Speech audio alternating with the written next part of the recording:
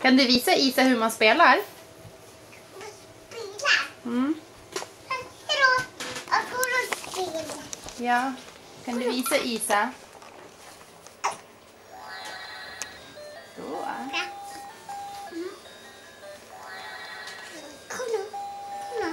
Spring efter vatten, spring efter vatten. Ös i.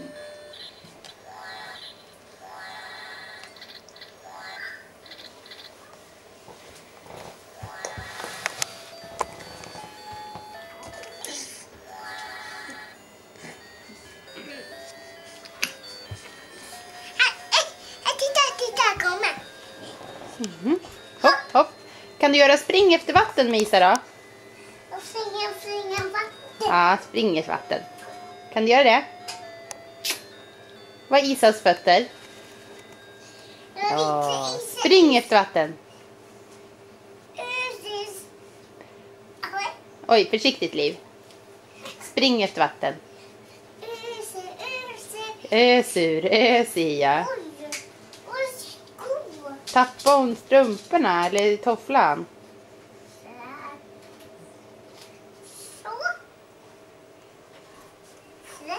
Vart det bra nu? Men då tror du för strumpor. Mm.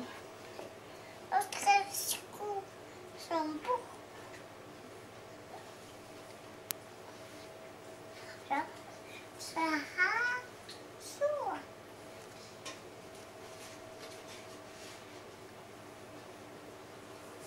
Så är strumpor. Ja. Här, titta, kommer. Ja, du tittar i kameran. Titt ut. Så. Sitt ner. Sitt ner. Så. Titta, kommer. Ja, ja.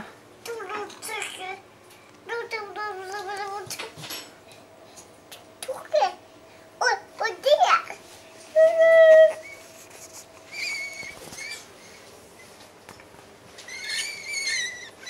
Bra. Bra.